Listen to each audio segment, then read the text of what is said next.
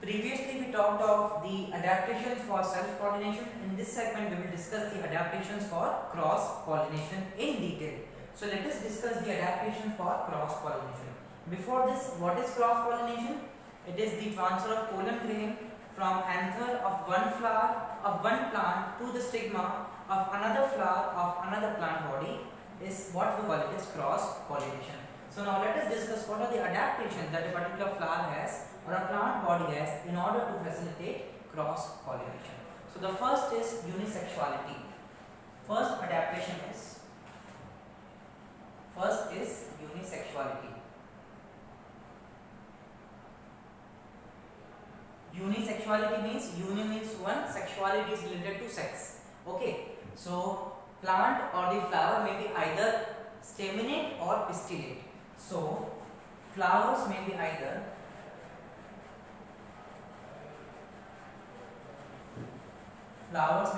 staminate or pistillate. Staminate means the flower which comprises of only male reproductive part. Pistillate means the flower which comprises of only female reproductive part, that is androecium as well as gynoecium. If a particular flower contains or it possesses only one sex, either staminate or pistillate, then what is the option? The option only is to undergo cross-pollination, because the one flower contains only either stamen or either pistil. There is no other sex present within the same plant body or within the same flower. So there is only one option, that to undergo the phenomena of cross-pollination. If you remember, self-pollination was possible in the bisexual flowers, and this cross-pollination is possible in unisexual flowers. So examples includes castor, papaya as well as mulberry. So example includes castor, papaya and mulberry. Okay? So the first is unisexuality. The second is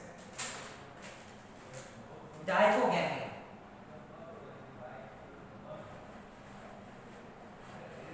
Now what is the meaning of dichogamy? The maturation of the male as well as female reproductive part at different time.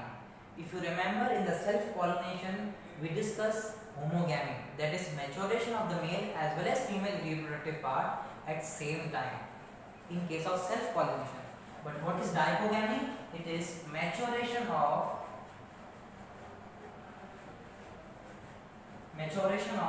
male and female reproductive parts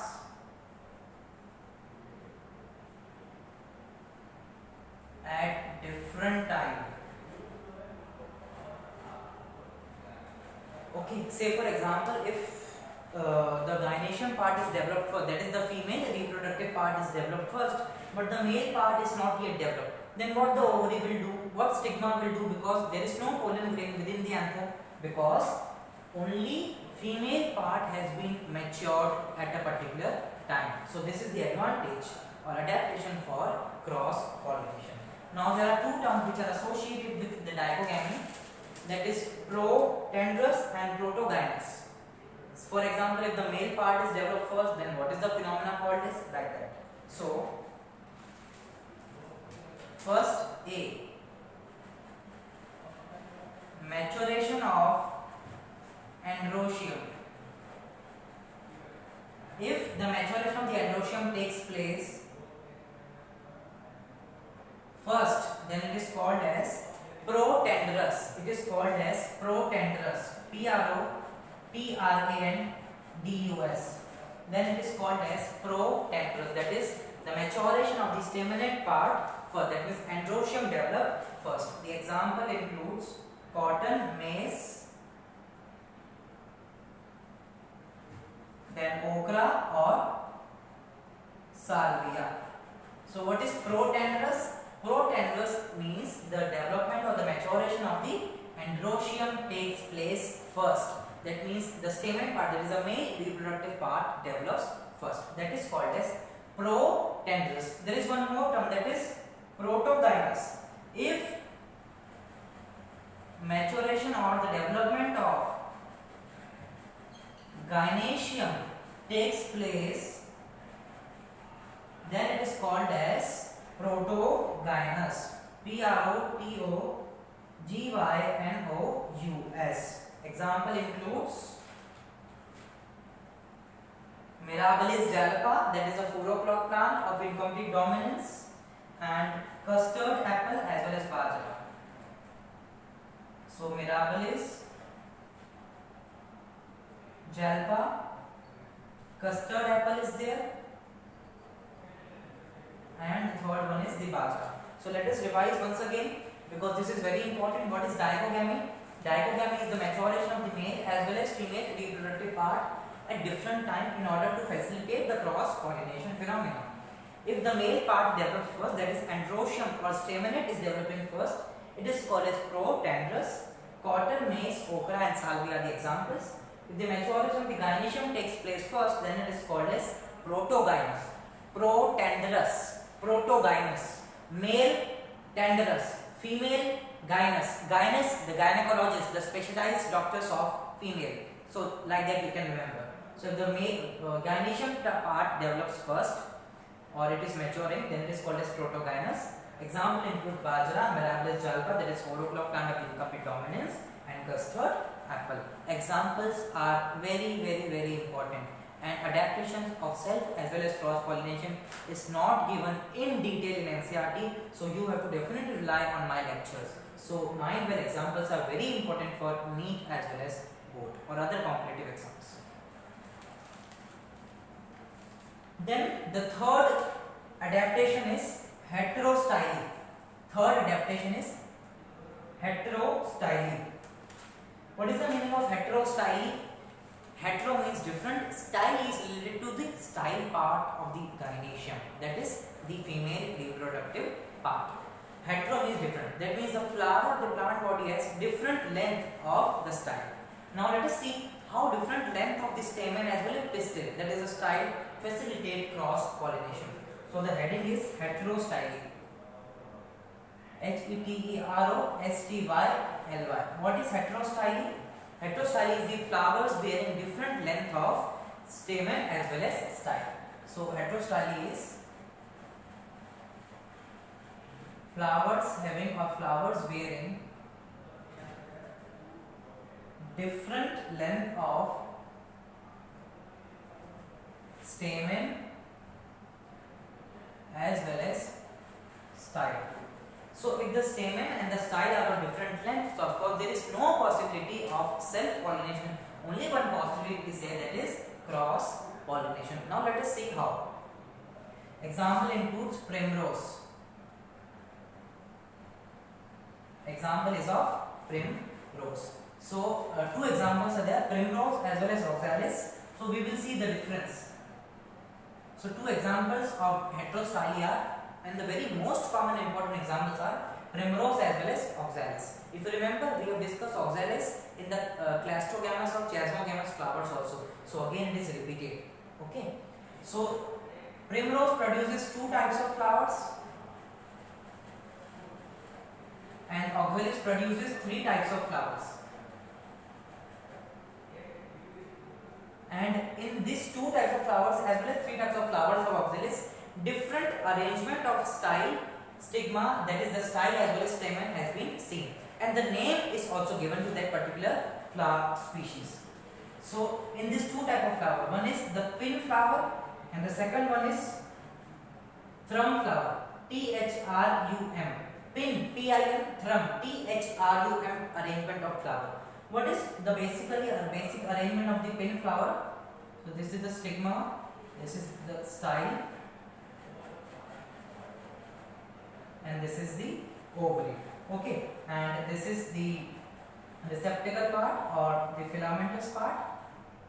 Okay, this is the receptacle or the filament part, receptacle, stigma, style as well as ovary. Now I am not labeling. You all are aware of all the parts of the flower. We have discussed in detail. Only receptacle will be labeled. So this is the receptacle, this is stigma, style as well as ovary, and from this receptacle what we can see is the anthers grow like this. The typical bilobe anther grows. So what we can observe, then the length of this style, that is the female reproductive part, is very high. So two types of flowers, style is longer in this case. So let me write here, style is longer. So what is the advantage of style having the longer part? This anther which contains the pollen sac and the pollen sac contains the pollen grain will not able to reach to this stigma, because the length of the stigma, that is the style ovary, is more. So definitely some pollinating agent will come and they will land, or the pollen grain will fall on the stigma from another flower. So in this way the pin arrangement of the flower is advantageous. Second arrangement is thrum, T-H-R-U-M. In this case the style is longer. In the thrum case anther will be longer. That is the opposite case, that's it. So let us draw. This is the stigma, style, ovary, okay, and this is the receptacle part, and this is the receptacle part, and from here the anthers arises. Here the style is longer, here anther is longer. If the anther is longer, then if the pollinating agent is wind, that is anemophily, the air, what will happen? The pollen grain will go to the another flower for cross pollination. Of course it cannot land on this stigma, that is not possible case, okay, and similarly this is also not a possible case. So this is how in primrose two types of flowers are produced, that is pin as well as thrum flowers. Now let us see for the oxalis, three types of flowers are produced. First is pin, thrum, both will be same, and the third one is the normal flower, which have equal length of both male as well as female part. So three types of flowers are produced, and there are two types of flowers. So it includes pin flower, then thrum flower, and then the third one is the normal flower is produced. So this is what we call it as heterostyling. Okay, now the next is prepotency. The next is prepotency, which I am writing it here. Fourth, example includes the peach as well as apple.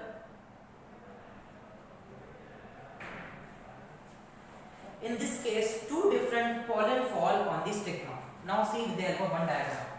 So if this is the part of stigma, style and the ovary, and one pollen is from the same flower, that is the same plant body, another pollen is from another flower or another plant body. So say this is the first pollen from the different same plant body, and this is the another pollen that is from another plant body. Now what is the natural phenomenon, natural habitat, or natural, not habitat, adaptation is done in such a way that naturally this stigma is not meant for accepting the pollen from the same flower. Definitely it is going to accept the pollen from the different flower of the different plant. In this way it will facilitate cross pollination. However, like first, second as well as third phenomena, it is a kind of generalized aspect. 99% this is the possible case that cross pollination will take place, but although some here and there are chances that this pollen will also go. Definitely it is landing on the stigma. Stigma in some cases it may accept, it may not. But what is the advantage? If any one of the pollen is going to germinate, or any pollen is going, then fertilization will take place. Of course, sexual reproduction is achieved. So new plant species will be produced. Either it is of true breed line or the genetic recombination. That is a different aspect. But yes, prepotency will ensure sexual reproduction. So what is the advantage? It ensures sexual reproduction. So this is the fourth adaptation for cross pollination. Now the fifth is self incompatibility. So fifth adaptation is self-incompatibility. Only two are remaining. That's it. That is self-incompatibility and ergogamy. So fifth is self-incompatibility.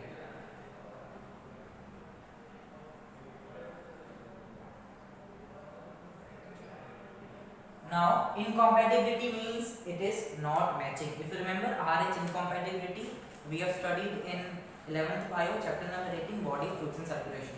So just I am using that context for this term incompatibility. Otherwise, there is no relation with that chapter. So example includes potato as well as tobacco plant. Potato and the tobacco plant. What is self-incompatibilities? Again, the diagram I am drawing it here. Say for example, if this is the stigma and this is the style and this is the ovary, right? And pollen grain from the same plant will not germinate. That's it. The same condition.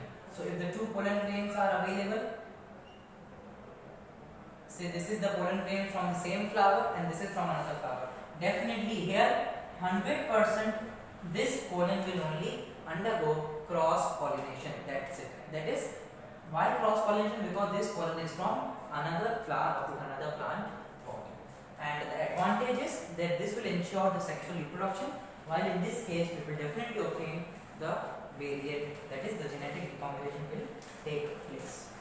Then the last is herkogamy. Herkogamy. Herkogamy. Herkogamy is there is some physical barrier between the male as well as female reproductive part. So herkogamy includes physical barrier between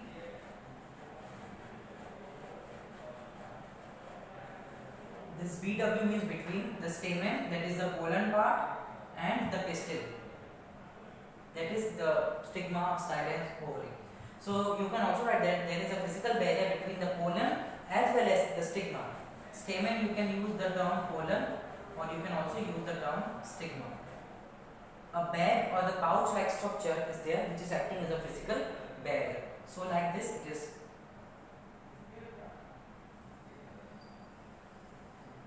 So within this sac or the pouch, these pollen grains are available. This is the pollen grain, and the sac or the pouch is called as pollinium. Pollinium. Now what will happen? The pollen grain is within the sac, then the sac is what we call as pollinium, and there is no other option. That means the physical barrier is there because it is pollen grains are enclosed within this pouch or the bag-like structure. It cannot move out, so it will not go and land on the stigma. But in order to facilitate cross pollination, the flower, that means the pollen of the same flower will not participate in pollination process because it is enclosed. What is enclosed? The pollen grains is enclosed within a pouch or the bag-like structure. That is what we call it as pollinium, right? So with the help of wind they will go, and later on stages this pollinium will rupture and the pollen grains at that time will reach might, and it is, let us say 99.9% and not 100%, 99.9% chances are there that through wind, that is anemophilous pollination, this pollen, this sac which contains the pollen, that is the pollinium sac, will definitely reach to the another flower of another plant body in order to facilitate cross pollination. So all these are the adaptations of cross pollination.